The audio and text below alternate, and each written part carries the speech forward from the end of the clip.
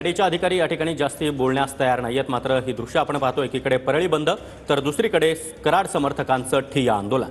नक्कीच न्यायाधीश कुणाल जाधव थोड्याच वेळामध्ये आता निर्णय देतील। मकोका कोर्टामध्येही सुनावणी झालेली आहे। हत्या प्रकरणामध्ये ताब्याची मागणी या ठिकाणी सीआयडी कडनं करण्यात आली आहे। थेट जाऊयात आमचे प्रतिनिधी कृष्णा यांच्याकडे। कृष्णा, न्यायाधीश कुणाल जाधव आता काही वेळातच या संदर्भात निर्णय देतील। निखिला, ही न्यायालयीन प्रक्रिया आता सुरू झालेली आहे, कारण खंडणीच्या गुन्ह्यात वाल्मिक कराडला न्यायालयीन कोठडी झाल्यानंतर हत्येच्या गुन्ह्यामध्ये आरोपी केल्याचं एसआयटीने स्पष्ट केलं आणि त्यानंतर मोक्का सुद्धा लागल्याचं स्पष्ट केलं। आता या प्रकरणामध्ये ताबा घेण्यासाठी जे सत्र न्यायालयातील मोक्का कोर्ट आहे त्या कोर्टाच्या न्यायाधीशांकडे अर्ज जो आहे तो एसआयटीने केलेला आहे। थोड्याच वेळामध्ये न्यायाधीश के.डी. जाधव हे यावरती निर्णय देतील आणि प्रोडक्शन वॉरंट इश्यू करतील।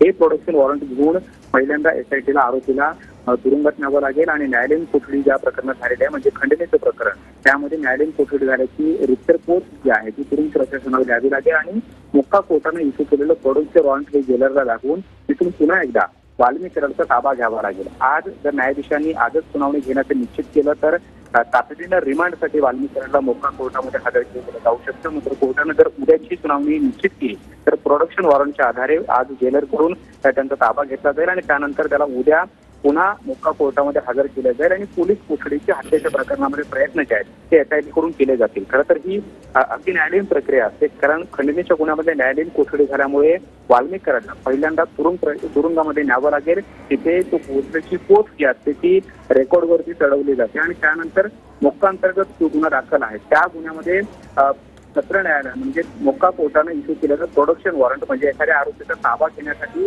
जी कोर्टाची रिक्टर परवानगी असते त्या परवानगीला प्रोडक्शन वॉरंट म्हटलं जातं आणि हे प्रोडक्शन वॉरंट तुरुंग प्रशासनाला दाखवावं लागतं आणि त्यानंतर जेलर जे आहे त्या आरोपीचा ताबा पुन्हा एकदा पोलिसांकडे देतात। खरं तर ही प्रक्रिया आहे, तीच प्रक्रिया आता वाल्मिक कराडच्या केसमध्ये सुद्धा पूर्ण केली जाणार आहे, कारण न्यायालयीन कोठडी खंडणीच्या प्रकरणात झालेली आहे। मात्र हत्येच्या प्रकरणामध्ये त्याला आरोपित केल्याचं एसआयटीने स्पष्ट केलंय। मोक्का सुद्धा लागलेला आहे, त्यामुळे आता मोक्का कोर्टानं जर थोड्याच वेळामध्ये ही परवानगी जी आहे ती जर दिली तर त्या प्रकरणामध्ये प्रोडक्शन वॉरंट घेऊन हे तुरुंग प्रशासनाकडे एसआयटी जातील। वाल्मिक कराडला न्यायालयीन कोठडी झालेल्या म्हणजे खंडणीच्या प्रकरणामध्ये तुरुंगामध्ये पोहोचण्याची पोस्ट दिली जाईल आणि त्यानंतर प्रोडक्शन वॉरंटच्या आधारे पुन्हा एकदा वाल्मिक कराडचा ताबा घेतला जाईल।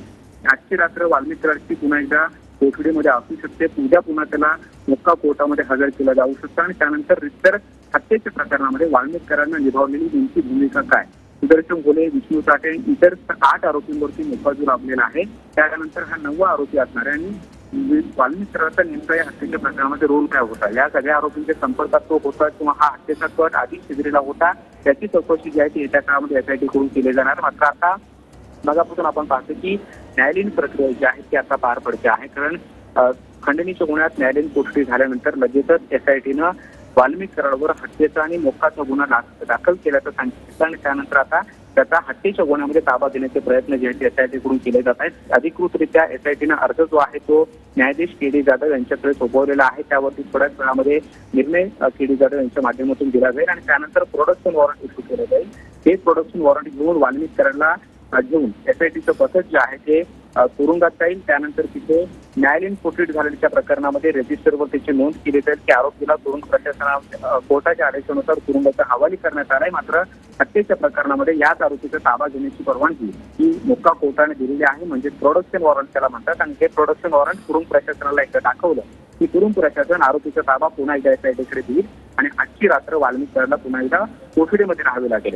यानंतर उद्या रेग्युलर कोर्ट, म्हणजे आज कोर्टाला सुट्टी असल्यामुळे अशा पद्धतीने प्रक्रिया पार पडते आहे। उद्या रेग्युलर कोर्ट असेल, मोक्काचं कोर्ट बसेल आणि त्यानंतर रिमांडसाठी वाल्मिक कराडला उद्या पुन्हा एकदा कोर्टात आणलं जाईल आणि हत्येच्या प्रकरणामध्ये किती दिवसांची पोलीस कोठडीची मागणी एसआयटी कडून केली जाते, वाल्मिक कराड याचा या हत्या प्रकरणात नेमका सहभाग काय आहे, त्याची कोणती भूमिका होती, कारण प्रत्येक आरोपीचे सहभाग आणि भूमिका ही आतापर्यंत स्पष्ट झालेली आहे। सुदर्शन घोले, जयराम साठे, त्याचबरोबर प्रतीक घोले आणि महेश केदार हे जे आरोपी आहेत ते संतोष देशमुखांना घटनास्थळी किडनॅप करताना, त्यांना मारहाण करताना हे एका व्हिडिओमध्ये त्याचं चित्रीकरण झालेलं होतं, कारण आरोपींनी स्वतःच्या फोनमध्ये ते व्हिडिओ काढलेले होते। त्याचबरोबर विष्णू साठे जरी घटनास्थळी नसला तरी मात्र ही सगळी मारहाण होताना विष्णू साठेला वारंवार त्याची माहिती सुदर्शन घोले आणि त्याच्या सहकाऱ्यांच्या माध्यमातून दिली जात होती।